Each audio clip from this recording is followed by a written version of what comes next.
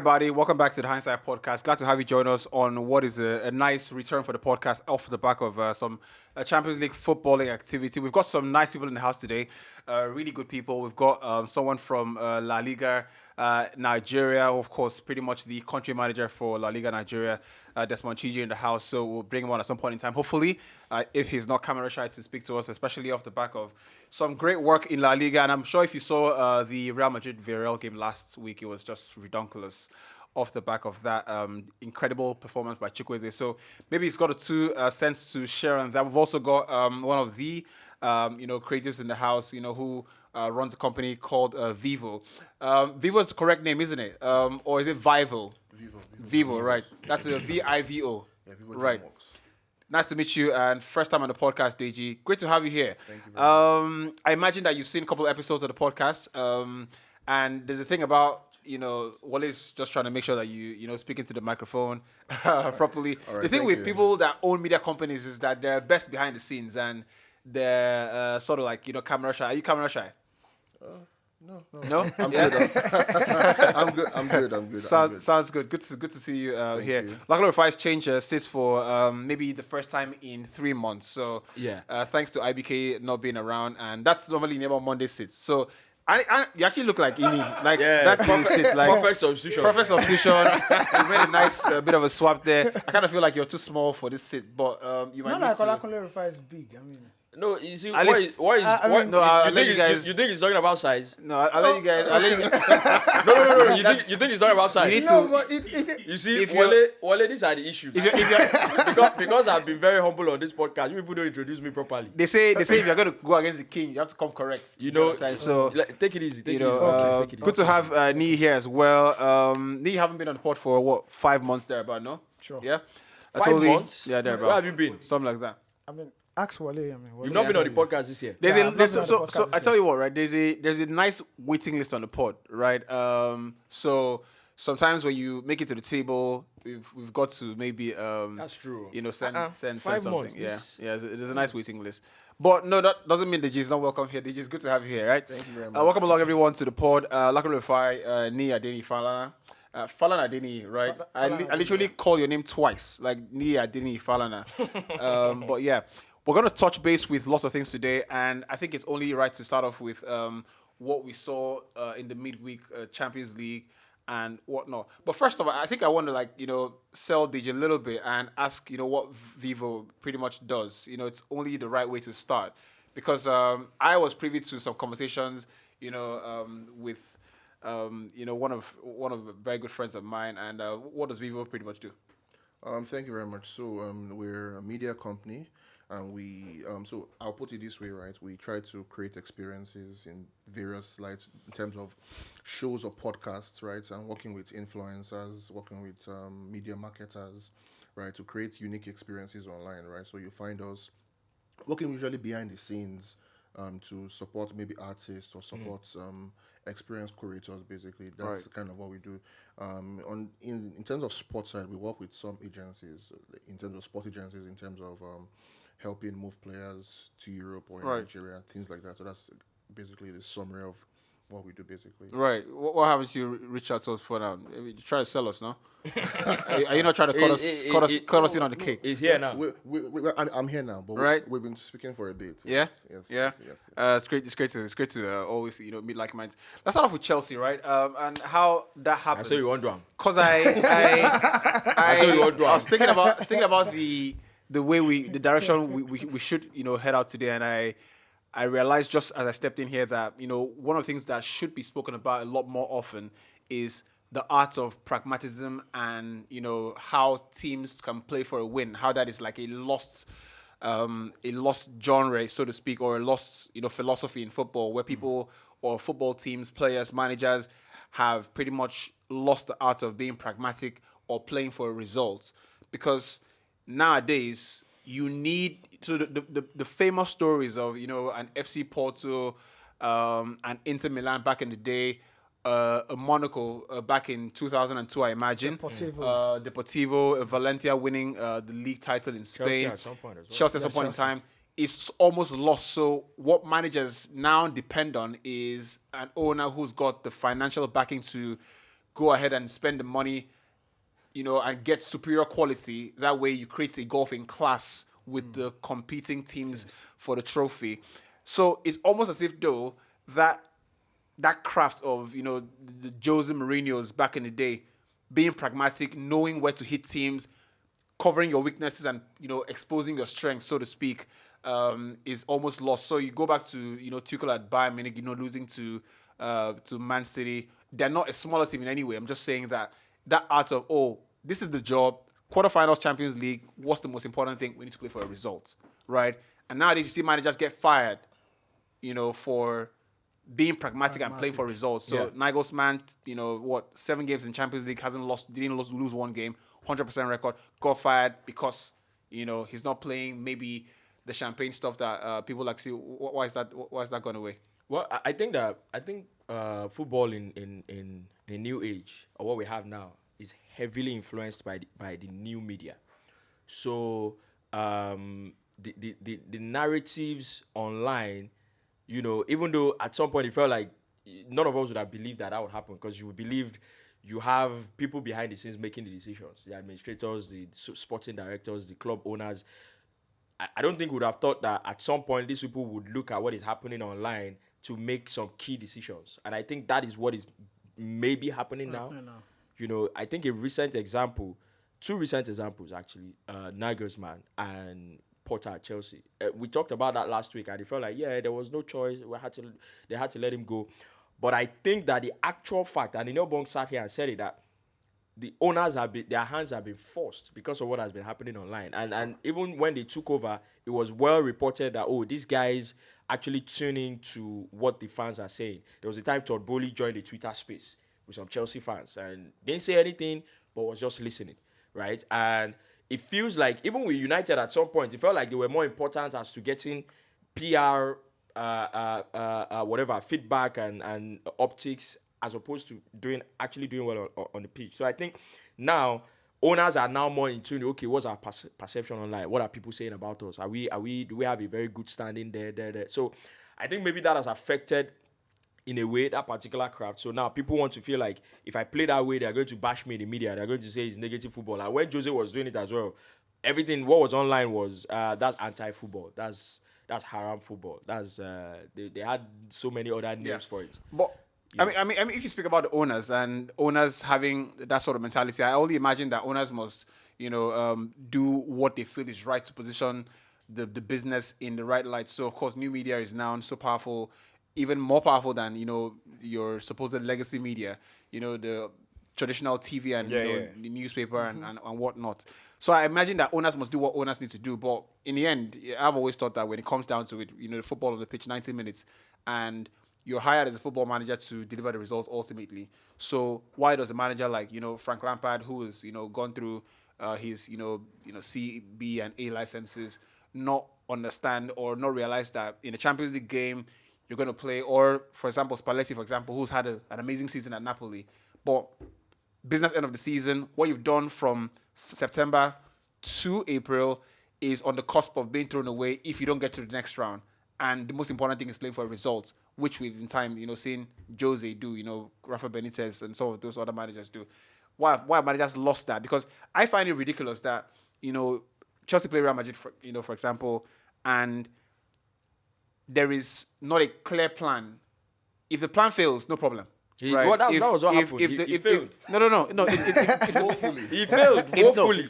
If I see them set up in a way that allows them to get a result, or with better luck guarantees a result, that's what they did. That's not what they did. So they're not. So you need to separate the issues here. No, Chelsea is a team that itself is lacking confidence. Yep. Right. It's a team that's gone through 3 managers in 4 games. That's the record, actually, right? They don't have a clear structure. There's no clear path. There's a bridge between the players, management, and the administrators, right? So even if the coach were to look for that, Lampard just has 2 games in. He can't just come in and bring in the good vibes. He was sacked for a reason. He wasn't getting results. He's not technically good enough, in my opinion. Yeah. Right? So even bringing him back is for me, it's for vibes, it's for good feel, right? And also because the real big coaches will not take the job towards the end of the season. This is a mess. No one should take this job until the end of season, because you will never succeed. Even if Pep comes now, he will not succeed. It requires like a boot camp, a time to take the players away. Yeah. Without the players are not good enough. You need to weed out a lot of players. I won't call their names, but I'm sure we all know them. God, right? no. But really, it was never going to work, and the intensity was not there because the players don't have the belief. Yeah. The coach does not have the ability to. You can't give what you don't have, right? And if Lampard were to even do well, I think he would need at least 6 months to bring whatever his own identity it is to play to play his own football, which I Right. don't think can do in itself. So even if it was pragmatic, yeah, Right. but the players themselves didn't have what it took to actually get it done, Yeah. on the particular day. I mean, when you watch Inter, for example, you watch Inter Milan, and they play against Benfica, and the guy sat here, shouts to Emeka, who, obviously off the back of Benfica's flying run in Portugal, assumed that would be enough to go past Inter Milan, but in the same breath said, look, this pragmatism, teams set up in a way. This is how we're going to play for a result. We're going to maximize the talents of guys like Nicola Barella.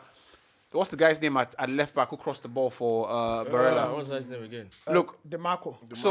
the amount of when I watch football games, I watch for patterns. I'm trying to see what's the thing that has been rehearsed enough that can win you a football game.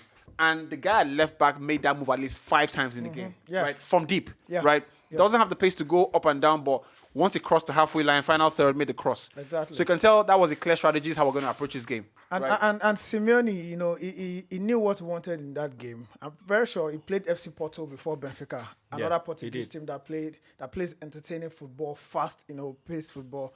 And he knew what he was going to get away from home against them, and he knew what he was going to play with.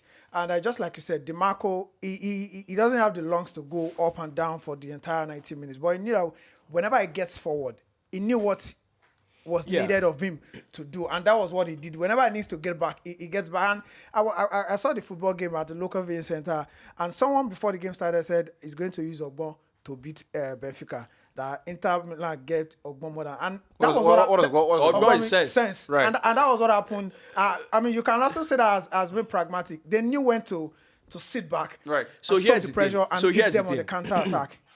I think that these are two different scenarios, right? Deji makes a fantastic point. You see, with Inter Milan, they are the older heads that understood What needed to be done? aside from we'll set up this way, but also like what we need to do at that stage, at that level. Sure. Porto, a couple senior or experienced players in the team, but they are largely a young team. You say Gonzalo Ramos is doing well, he's scoring goals. That's a 22 or 23 or 21, that guy. So the team in itself, when was the last time they got to that level of the Champions League? Benfica, what clout do they have to perform at that level?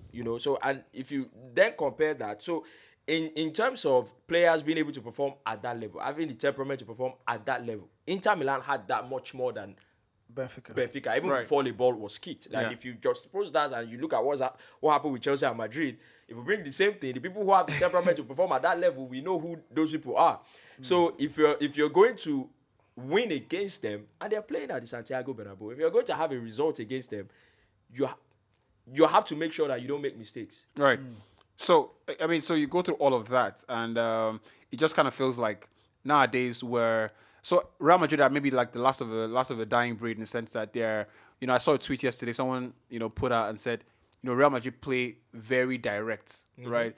They don't pass the ball around just for vibes. They don't they don't do the because I watch some teams and I'm like that pass doesn't need to go back sideways before it comes out wide, right? And the way they play, and I said this maybe 2 years ago on the pod, that Real Madrid are maybe reversing the dominant cycle that Barcelona and co infected all of European football with, where that 09 Barcelona run 6 titles in a year almost redesigned the way managers and clubs went about their business. They wanted to be a bit more expansive, be a bit more player from the back. I think Real Madrid are like the ones that are going back to, you don't need to play like this to win trophies. Because the way they've won the trophies they've won is simple. Quality of the players, managers' tactics, this is how we move forward. We're going to be direct. We're going to be as precise as possible with high quality players. So it almost feels like they're the last of that, because when they eventually, I think this is pretty much the end of this era. Toni Kroos retiring end of the season, Modric and co. I mean, Toni Kroos has been confirmed retiring end of the season. I think he said that. Yeah, Confirmed? Yeah, put it out. Yeah, put it out. Wow. So it's almost where do you go from there with those kind of players or that kind of team? For me, I think like what you said about them reversing to that traditional play, I've always felt like I think it's very useless or very counterproductive to have a player like Vinicius and then be passing so many, like just be passing. If you have a player like Vinicius, for example, Rodrigo, again, if you use the example of the red card Ben Chilwell got yesterday, Ben Chilwell got a red card via the same move. Rodrigo went inside to try and receive a pass. I don't know who was going to pass the ball. He went inside to try and receive a pass. Cucurella ran after him. And Rodrigo did a body check and made the same run outside. So it was one move. Made the same run outside and still received the ball in the air. So it's Just like a they direct don't pass the ball they don't around need just for tiki-taka fun. to move They the don't ball need it. around. And I feel like Exactly. if you have a Vinicius, you have these young players. Vinicius is very direct. He doesn't care. You can be two in front of you, still put the ball and run after you guys. So there's no sense. It's like having in a military. It's like having a sniper that is the best, and then you put him in front of the wall. Say It's the front line. He's the front line. line. That is useless. This is the best sniper in the whole thing. And put him somewhere. Let him be picking out people. Do you understand? So you can't have Vinicius and play like that. And I think that that's the only thing I see with Nagelsmann that I'm happy about. I think Nagelsmann is also if you saw the way he played with Leipzig when they had Timo Werner and one other person. With Timo Werner's pace, the guy didn't care. If so-called pressure will release Timo Werner, let him run 20 miles and then score because he can do that. And then he can still play, let's pass the ball around, let's press high up. Do you understand? So I think that maybe that's the only other manager that I see doing that. Aside from that, I think you're correct. Everybody wants to pass out from the back. So can we also say that we don't have managers that want to play pragmatic football again? Everyone wants to play free-flowing football. Yes, the everybody wants to be tiki-taka Pep style, Guardiola now. the Johan Cruyff, total football style of play, and no one really wants to play like Jose Mourinho. Maybe aside from I Genetro. think a lot of it is down to raw talents. And when people speak about managers, people want to eulogize or go into that utopia of tactics and whatnot. I think a lot of what makes a really good manager is knowing how to get results, right? Yep. And that's not down to tactics or anything like that. It's just this is how we're going to get this result. And okay, we're going to start the job from the game on Saturday. We're going to start the job from this previous weekend. How do we influence the media space? How do we get the players, in the right headspace to go ahead and develop performance? So you can actually win that game before actually, kicking a football. But of course, you have to do the job on the training pitch, and eventually you have to manage the team on the sidelines. And I ultimately think that there are very few managers who have that ability to think 360, and cover all the facets of the game. Anyway, I thought we should speak about Napoli as well. We all had high hopes for Napoli. Sorry to cut you. I think it's important to mention this because we talk about Chelsea, Madrid, and it's important to touch on the actual game and what I felt like went wrong. Because I was seeing a lot of things on Twitter yesterday after the game. People were bashing this guy, that guy. I think it's very important to mention that I always find it very lazy if a team plays a game and the team doesn't function. And then after the game, somebody says, "Oh, that guy." Now, if this guy makes a mistake that costs the team, you don't have a choice. You point at the guy. Definitely. But if the team doesn't function, and you come out and say, "Oh, that guy," we've always said it. That guy cannot this. That guy cannot that. I find it very lazy because, look, Raheem Sterling has been at Chelsea since August, right? Since preseason, right? Enzo Fernandez came in January. Joao Felix came in January. So they've been there for what? Just a little over 3 months. And you finish playing that game yesterday, and I'm seeing everyone like, say, this Joao Felix, he cannot this, he cannot that. Oh, if Raheem Sterling cannot put up a performance in a game like that, after all these years, it is the 23-year-old Joao Felix. And we were talking before the show started. Did I or did I not tell you that? Joao Felix is not good? No, it's wrong, though. You're wrong. Again. No. No, you are. Before you sign, this is not off the back of yesterday's game. Did I or did I not tell you? Wally, please come into the camera. Did I tell you that Joao Felix is not a good player or not? If You know, if you actually believe, So No, I let me don't finish what I'm think saying. Joao Felix is a bad player. Let me finish what I'm saying. You just said he's not a good player. Relax, hold on. Again, you are wrong. No, I think No, Joao you Felix- relax, make I finish. hold on a sec. Before Give me hold on a sec. relax. Before you go into it, when Chelsea wanted to sign Joao Felix, right? I remember driving Wally in the car and I mentioned to Wally, he's not a high performance player, right? He's a good football player with obvious talent. You can see what he can do, but I find it lazy to say that a player has moved to Atletico Madrid, right? And the entire 4 years or 3 years he was there, you wrap it up and pin it on the manager. Oh, the manager is not the one that makes him play well. I haven't seen a top player. Who wrapped it up and put it on the Oh, manager? that's the narrative of Joao Felix. You know, That's not the narrative of Joao Felix. Because he's That's- playing that's- under defensive. under Diego He's playing Simeone, as a that's why manager, so he's not playing good. So very that's well. why he's not playing well. Nah. Now, I haven't seen a world beater. I haven't seen a world beater in the last 10 years or 20 years or 30 years, right? I haven't been around for that long watching the game, right? But I haven't seen a world beater that needs a manager constantly to show how good they are.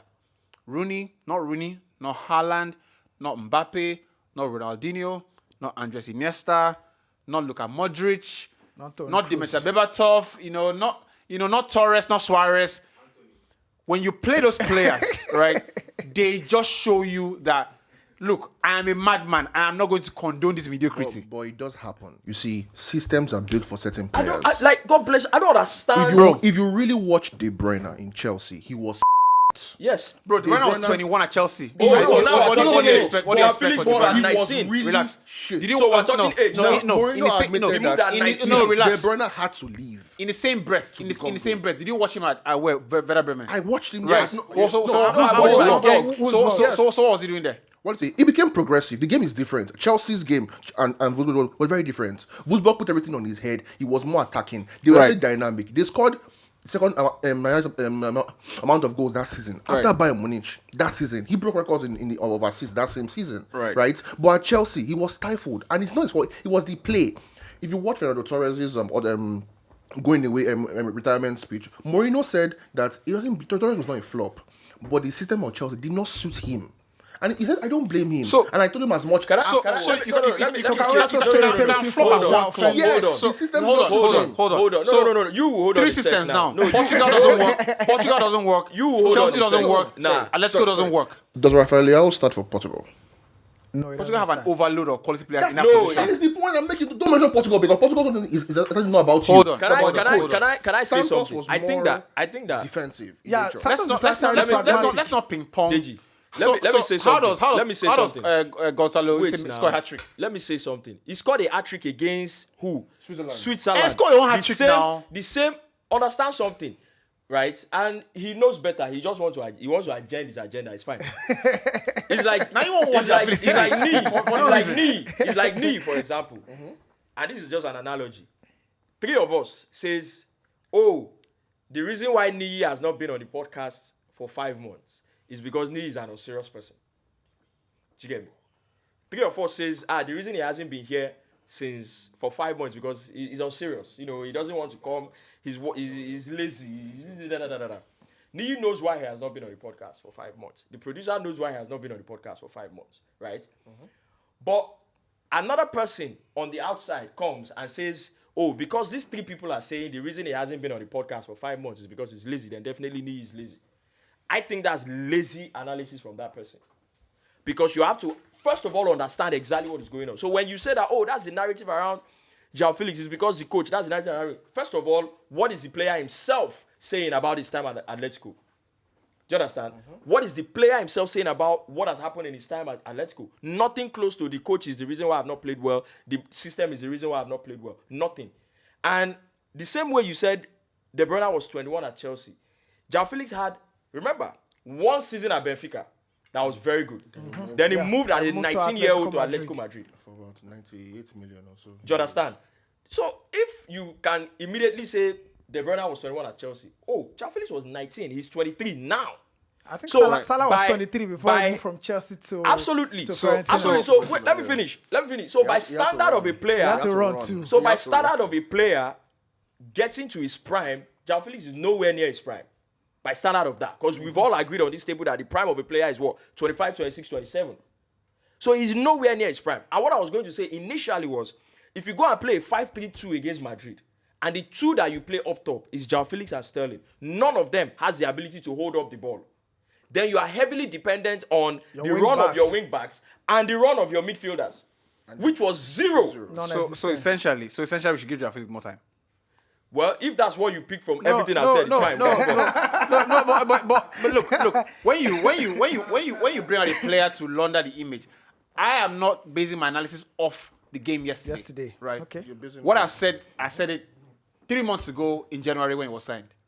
I don't think the player is cut out for high performance games. And you don't have Right. anything to back it up, though. No, That's the problem. I have 4 years at Atletico Madrid. So games, you have to bring out games, though.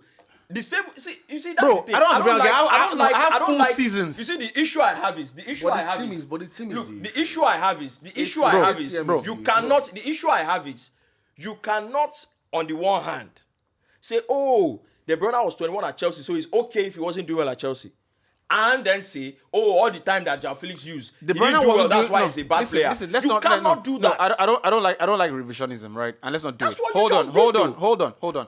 I didn't bring De Bruyne. He brought it out. I was just trying to, make a point. Let me tell you what De Bruyne didn't do at Chelsea. There were better players at Chelsea. Mm-hmm. It's simple.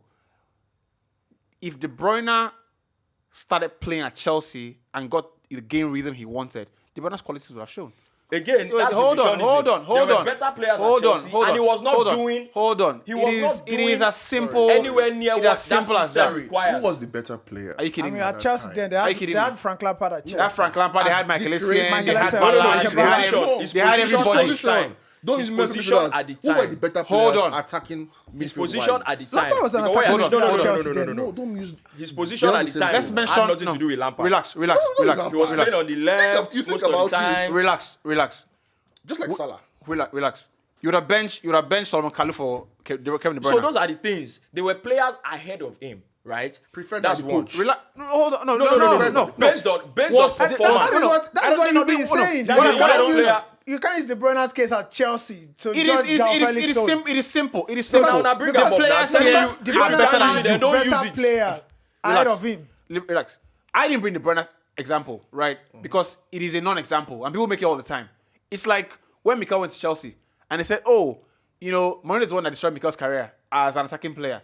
The truth of the matter is that Mikel could not have laced anybody's boots in the attacking role for Chelsea. Do you understand? Matter of fact, he should be thankful to Mourinho that Mourinho made that call to play him As a in DM. a deeper role, which, in hindsight, elongated his career way more because, as we saw, every time he played for an attacking role in Nigeria, he played. It wasn't good enough.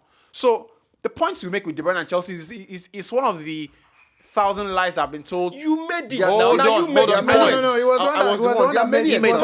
I'm talking Relax. about you Relax. saying Relax. that Relax. was at Chelsea. Now Relax. bring them into the Relax. conversation. I don't see. So the point has been made already. So let's not do that. It's like what's the kid's name? The kid's name Pogba at United, right?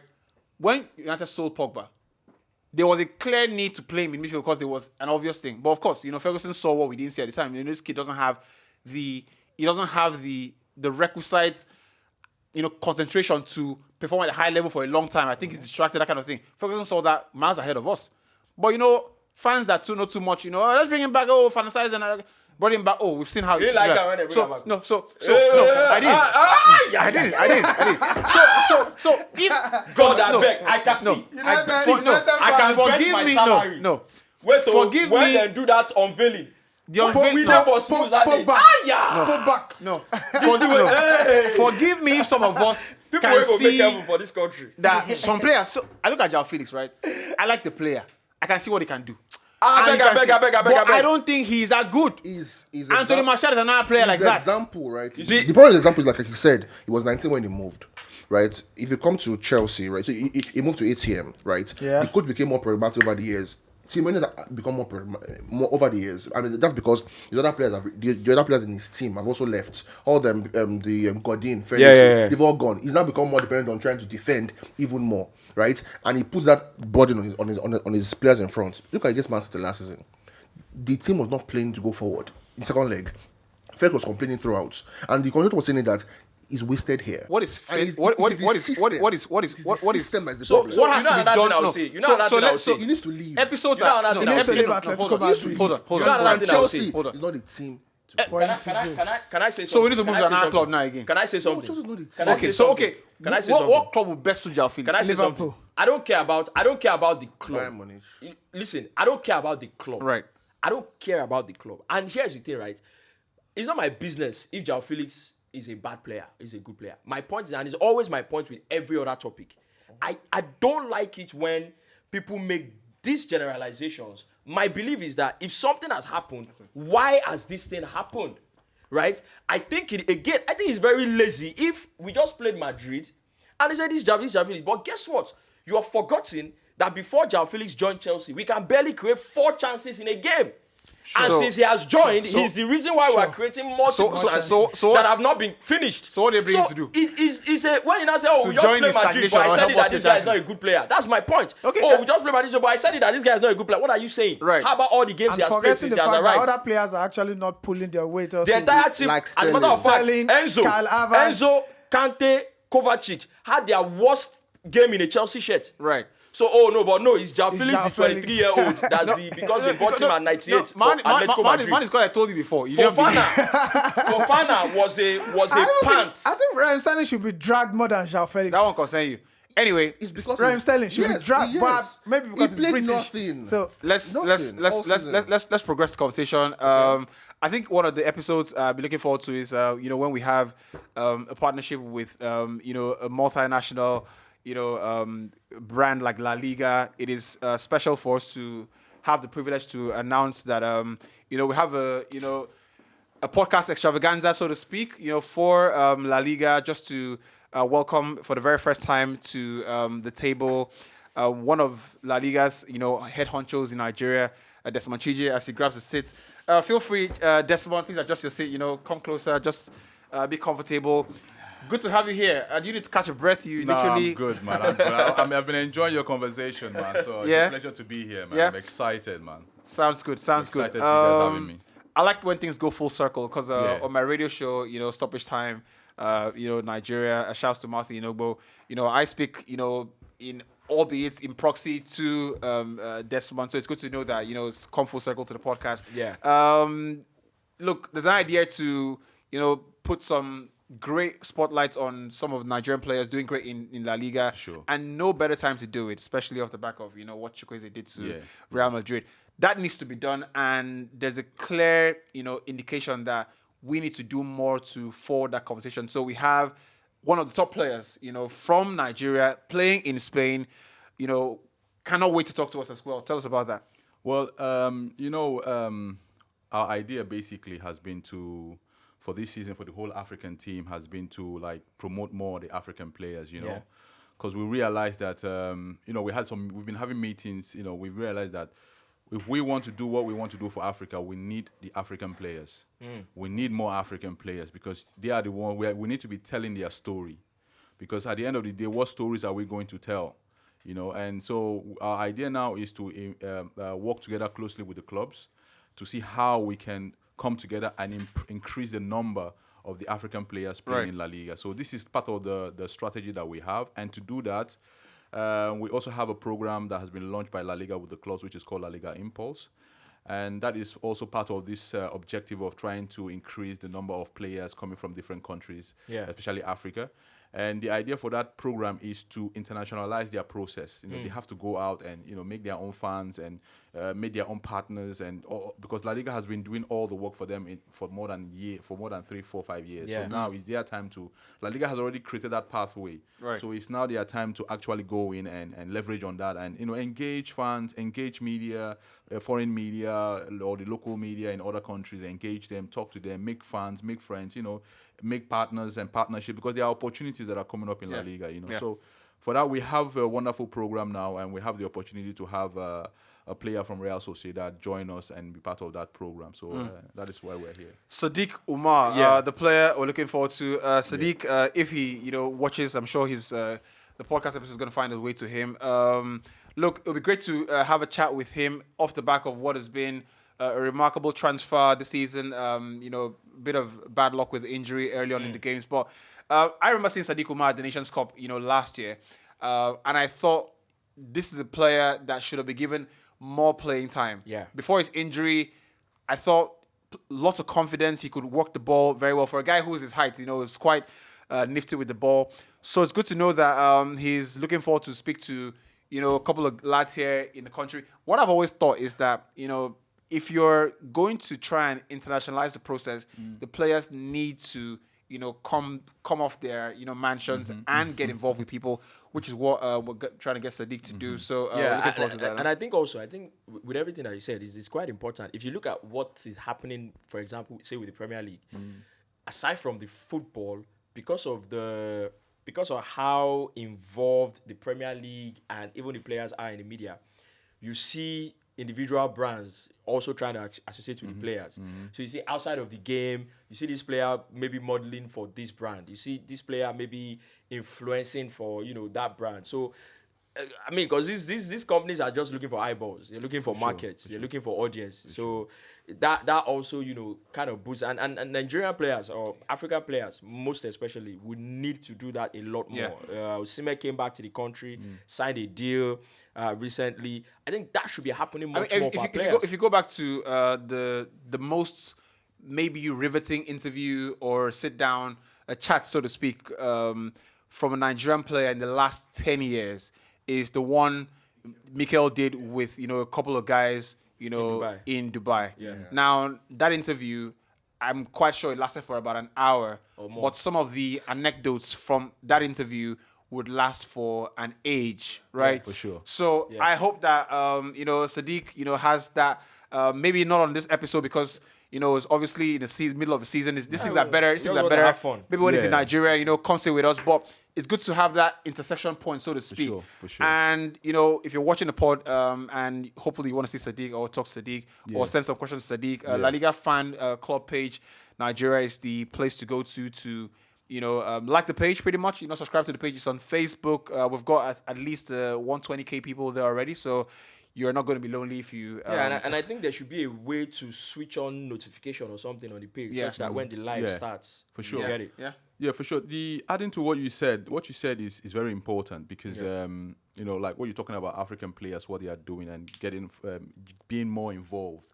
So these are the things we are trying to. They've not really had the like us now. What the pressure we are putting on the directors. They've not really had that in the past. Yeah. So right now we are pushing a lot of pressure on the directors and saying to them, look, if you want us to do what you want us to do, we need the African players to be involved. And that is why you see sometimes there's a difference always in when you see African players and the South American players and all these players because they are more involved. Because they have a community, so they are more involved in activations, in campaigns and all that. So now our African players sometimes they're not really more involved. So they're stuck up. They are stuck up. So we're letting them understand that, look, guys, you're losing up. This is an opportunity for us to generate content, create more fans, get more African players involved, and get the clubs also, because now the clubs are seeing Nigeria. They've taken some strategic countries as strategic, countries as partners. Yeah. So like we have Valencia, which we are going to be doing something with. We have Atletico Bilbao, which we are going to be doing something with. We have Cadiz, which we are going to be working with. We have Villarreal as well, which we are going to be working with. And as we are working with all these clubs, they are going to be allowing us to be interviewing their players and all that. Right. So this is kind of like a stepping stone on what we are planning for the future. Once they see this, what we've done, we're going to see more engagement. We're like, Omar Sadiq did that with that. Why can't you? Then, and also they have a community of African players. They talk among themselves. Yeah. So once he comes on board, they'll be like, oh, I saw you there. How do you feel? Then you see it starts to trickle down, and then you start to see them open up and be more involved. I thought it'd be nice to, just show bring some of the La Liga vibes to the show. I actually wanted the one with the African prince, which is pretty nice. Look, anybody comes, to the podcast without bearing gifts, he's not welcome. So if Sadiq is gonna join us in via the the online platform. But I don't know if you could just give me the ones with the Wally, please. So of course, La Liga nice water bottle. Looks good.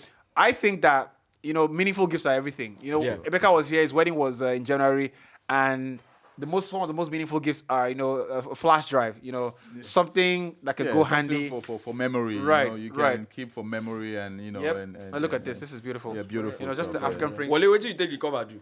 That's we can give you that because take it back to Vivo and share with the kids and it's just That kind of memorabilia, thing. This and is really nice. The print Yeah. is the really kids nice. Yeah, and Prince is really nice. and just have fun with it and it's And something that we I also enjoy. wanted to add that these Nigerian players, how big Nigeria is Yes. online now. Yes. The whole world just know that we are the thing happening on Twitter. Or the Yeah. thing. So you have to be keen into all these things. Yeah, No, we need to break. We're breaking that ice, and Yeah. La Liga values. There are some certain countries that La Liga are they are valuable to La Liga, and Nigeria is one of them. Yeah. Fortunately, and Has to be. And we are now pushing. We are trying to get them involved. Even the coaches. Even now, the one we're trying to do with Valencia is going to be with one of their coaches. Yeah. We're trying to do some kind of shows with them, and we're going to be having some live events. And we're also creating different content. So part of the content we're going to be creating is called maybe La Liga Cities, where we're going to be taking some.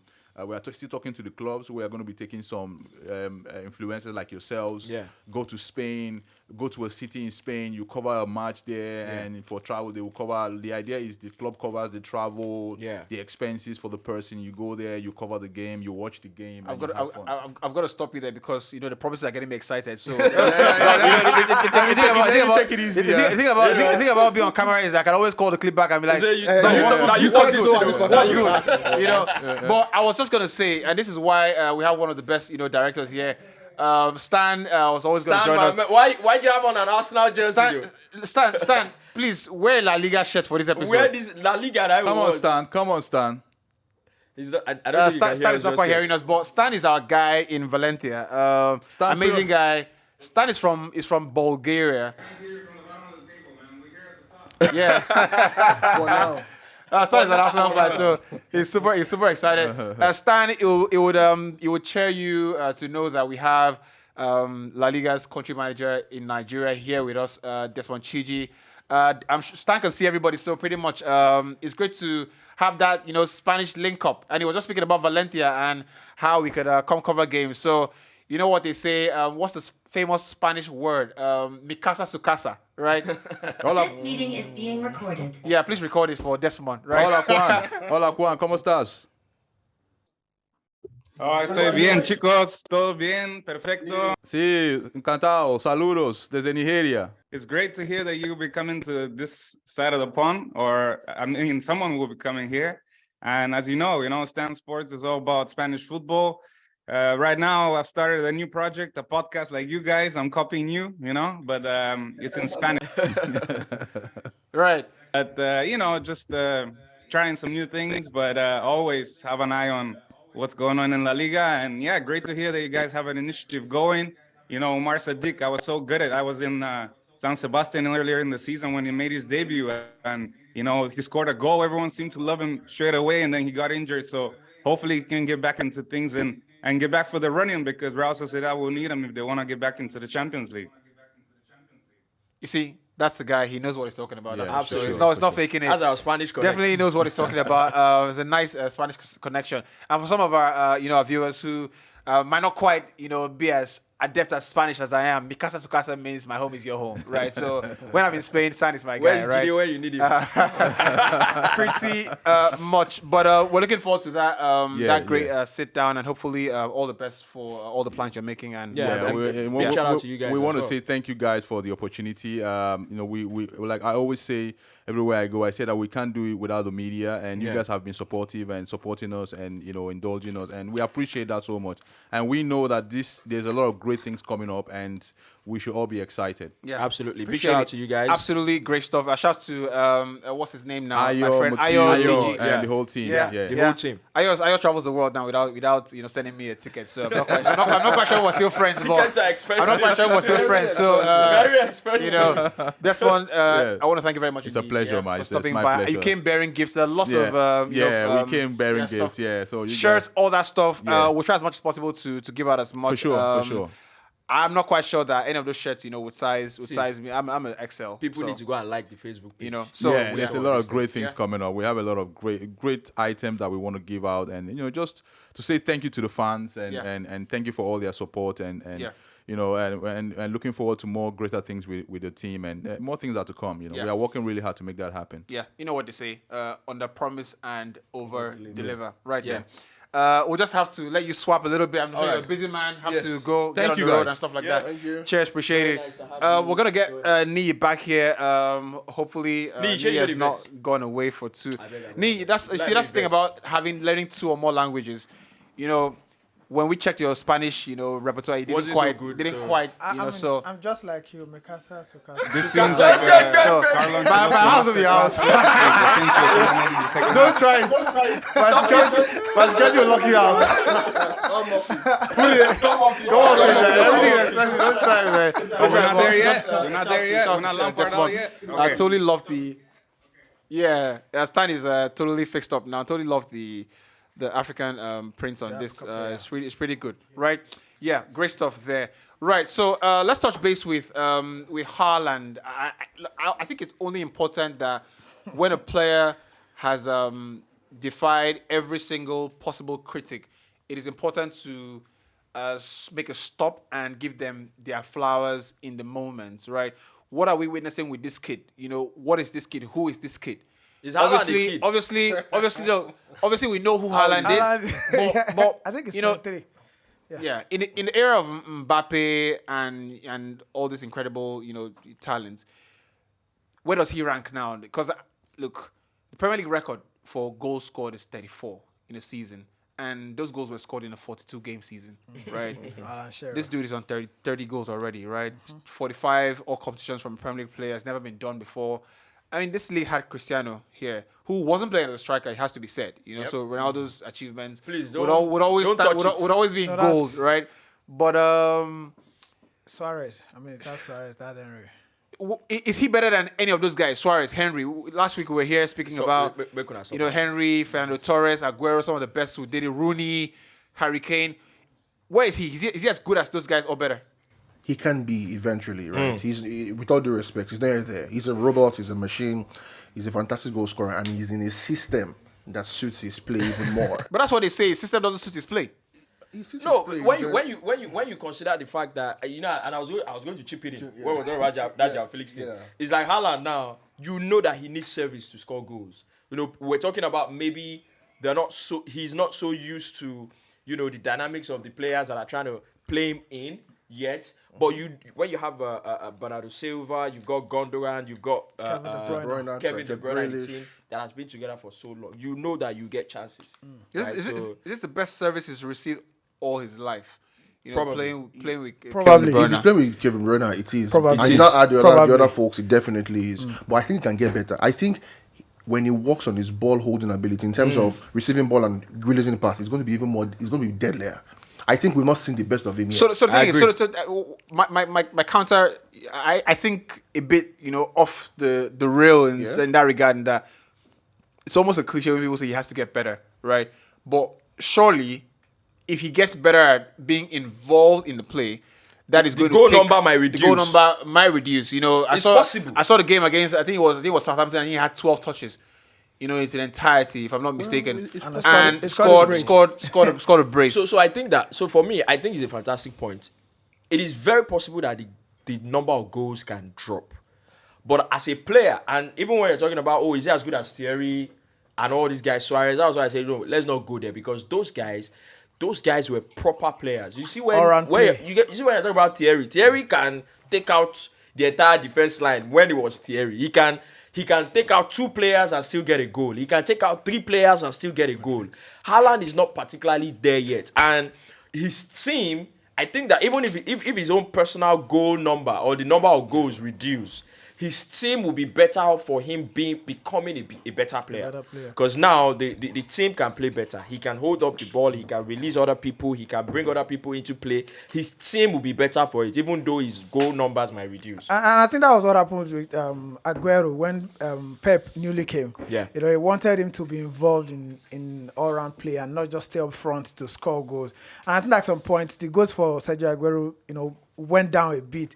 You know, until when he now got used to playing with the team and also scoring goals, that was when he now went back to the normal Sergio Aguero. I think if Haaland also has to re-strategize and try and play with the team more, I think his goals will definitely drop.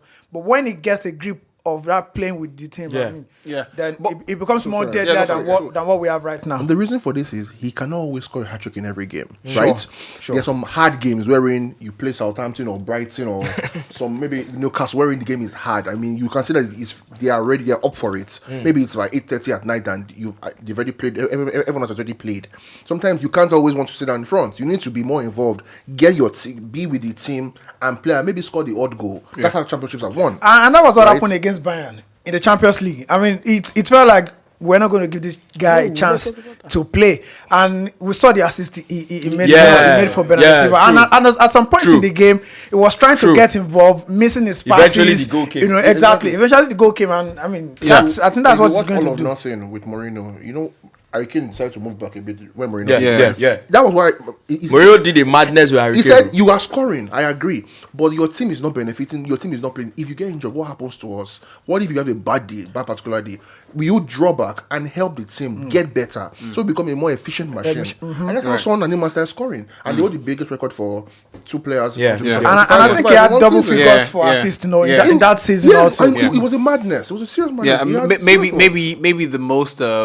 I think we have to speak about one of the episodes in off season. Speak about maybe the most dangerous duels, because so often, you know, in the modern game we focus on the single player, right? And I think sometimes that could be counterproductive in a team sport, right? Yeah. So maybe the most Stevie famous, G and Torres. you know, the most famous duels, you know, Lampard, Drogba, Rooney, Ronaldo, or Rooney Tevez, Henry Dennis Bergkamp.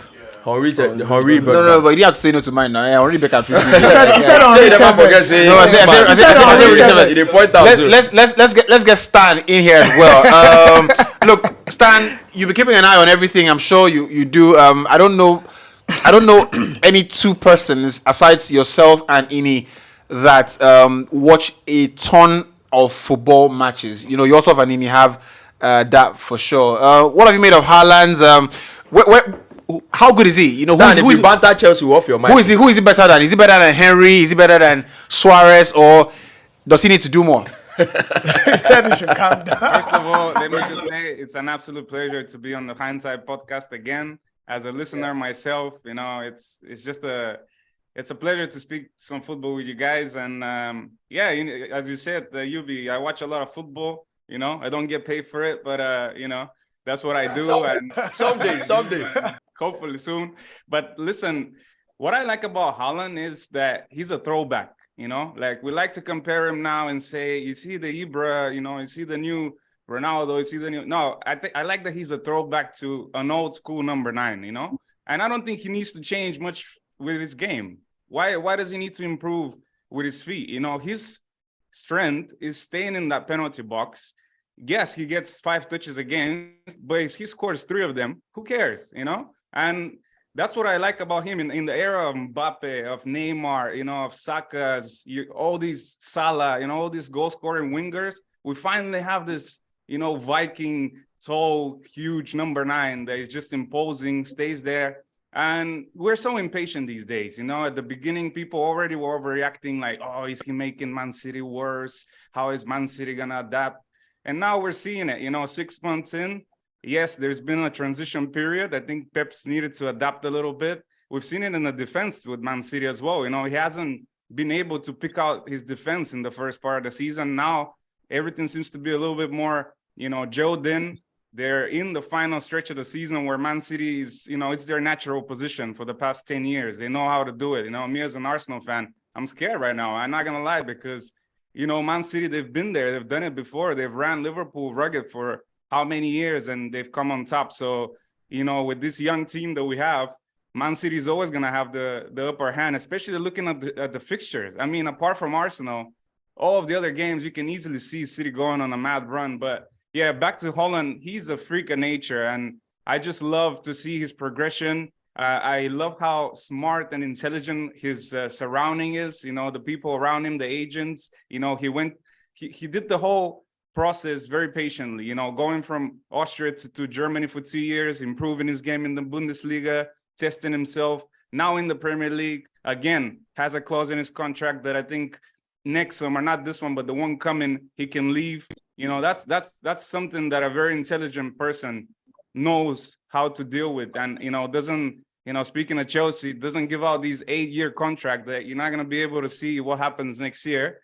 But anyway, so what I would like to see, and maybe in a few years, you know, come to Real Madrid, come to Barca, try himself in the La Liga as well. But one thing is for sure, this kid is destined to score a load of goals and break a lot of records. Right. It's great you make that point. And the reason this conversation is here on the table today is that I feel like where the agenda setters are setting an agenda for a future Ronaldo and Messi conversation, because I don't know if anybody's been seeing the Kun Aguero, you know, snippets online, you know, the quotes and everything. Oh, what does Ronaldo do that is special? First of all, I think Aguero should just, you know, just shut up. Just shut up for a bit, right? Top player in his time. You're nothing like Ronaldo. Couldn't have ever been. Definitely. You can support your guy, Definitely. Messi. It's fine, Definitely. you know, but leave Ronaldo's name out of your mouth. I'm not holding brief for Ronaldo. But I sense that when people say, you know, Haaland's got to, you know, play better with his feet, you know, and, you know, does he make this team better or does he make this team worse off, is the similar agenda with Cristiano and and Messi. You know, when Ronaldo was at Juventus, you know, he suddenly went to Juventus and the team tanked. You know, went to United and the team tanked, and whatnot. With Mbappe, you can see his obvious talents. You know, his acceleration, burst of pace, and all that stuff. His, you know, understanding of the game. I just hope we don't have that in the future where we're like, oh, this guy is a specimen and this guy is a natural talent. It's always been nonsense. Because in the moments, I mean, a lot of people, we will like get there. that. Yeah. It's already showing up now. Yeah. Like, oh, Haaland, no World Cup. Mbappe, one World Cup. Yeah. It's already happened. And How can you be talking the France new and- media thrives on this rivalry. Yeah, they do. nowadays. It's bad, but they thrive on it, actually. Yeah. And I think it will actually continue. It will continue to happen, and Yeah. you'll probably find more players that will continue to clash against each other. Yeah. And fans will continue to eat it up, and it will probably sell merch and bring in more hype as well. Yeah, the one thing I don't want to see for sure is the Haaland guy. You know, I've seen people compare Haaland, you know, off the back of one international performance to Haaland. You know, that kid from kid from Denmark. You know, what do you make of that kid, Stan? The kid from Denmark. Yeah. I don't know. I don't think, you know, again, we're so impatient in football, man. We try to build up these players, you know, just from seeing 3 games in. Like, I know that we're living a TikTok generation and, you know, content generation, that we got to be, you know, explosive. But we got to be patient, guys. We got to be patient with these people, man. Look at Darwin Núñez. Like, okay, on the glance of it, he's missed so many chances. You know, he's a failure in many people's eyes. Guys, this is his first season in the Premier League. You know, it's a dude that played in the Portuguese league. Then I think he played in the second Spanish league like 3 years ago, you know? So it is a thing, you know, a lot of these players, they need to adapt. They need to adapt to a system as well. There's a lot of moving parts, you know? I'm sorry to go back to Chelsea, but look at Chelsea right now. How can we judge, for example, Mudryk or Joao Felix or the likes even of Reece James and Chua? When you Stan, you are. My man. Someone asked me today, like, what do you think about Reece James? Is he world class? And I say, like, talent-wise, I think he is. But right now, we cannot say that he's performing at a world-class level because, you know, 1, he's injury-prone. 2, he's got 3 managers this season. 4, he's got, you know, how many systems is he playing in? So there's a lot of variables, guys, in these things, you know. It's hard to call it straight away. But in the case of Haaland, we do have to say that he does seem to have that knack of just hitting the ground running, because everywhere he's gone, you know, he started scoring like crazy. And that is something that makes him special and helps to build that narrative, you know, like you be saying. Yeah, and I think just to quickly add, this is just a a small call, but Don't add any you know where you be said, the top players, they don't care the system, they don't. But in actual fact, there are not a lot of them. So you see, you mentioned Wayne Rooney. When Rooney came in as an 18-19, I was at that level. How many 18-19 could do what he was doing? Yeah, that level. Look at Mbappe now. I You mean, can tell that at Mbappe doesn't 17, care AS who is Monaco. playing. There are not a lot. That is the truth. So if you have 1,000, if you have 500 professional players in Europe, how many of them Can play are at that at that level of, oh, I don't care what the system is, I don't care what the manager is, I don't care. Timo Werner came and was doing everything. Was doing everything around real life, running people down, came to Premier League, became a guy that, like, maybe they just brought him from Sunday League. I mean, Kai Havertz was linked with Bayern. So which is why I think that we have to make that conscious effort, especially on the podcast, to not use the word world class loosely. Yeah. You know, I think we have to like make it a real thing here. Like on this table, you cannot use the word world class loosely They use it loosely because every other place. the word world class is Loosely in football. they just throw it's quite something. player. You know, They say he walks into every team in the they are not. I dare say they are not up to 25 last time was Ini Collins in Chenko World Class. They got the world class. Speaking of Ini, recently, he said I was speaking with him. He said Phil Foden walks into every team in the top 4, top 5 in the Premier League. I said, okay, that's fine. At Arsenal, he go bench Saka. He said no. Okay, he go bench Gabriel Jesus. He said no. He go bench other guy. He said no. He go bench, so what's the apple? So where he go walk into? He go play left back. You know, does he walk into the dressing room as a mascot? Like what? Like, we have to clarify, right? And I was watching the clip. I was watching the clip back where he was, eulogizing one of the Spanish players, and I said, if you like, Emeka almost died, man. Emeka needs to calm down, because if I say when Emeka did on set, Ingo just spam say, my people are watching this thing. Because Emeka wanted to laugh, but he could not laugh. Can you just laugh, my bro? I got a bone to pick with Saka because, how is Saka not talked about in the same way that Foden is? For me, and coming from me, a white person, I think there's racism in there, because you cannot convince me that this man who's been carrying Arsenal on his back for the past 3 seasons, he's still 21 years old, he's still a young lad. He had one of the worst moments of his career, missing that penalty and getting all that abuse in the Euros. And all he's done afterwards is just has never looked back. Now he's the leader of the team that's top of the league. And don't get me wrong, and as an Arsenal fan, I like that there's no noise around him because it keeps him more grounded and less pressure. But the fact that he's not spoken as the best English player at the moment, for me, it's an absolute disgrace. And I hate to, pull out that card, but I do think there's something, shifting involved. Yeah, I think that it might be a bit counterintuitive, but I'd say that when a guy like Stan, talks about racism, especially in the week where Lukaku makes the same salutes he does, and I thought that the analysis that Henry made on CBS Golazo, Paramount Plus was brilliant. Totally enjoyed that.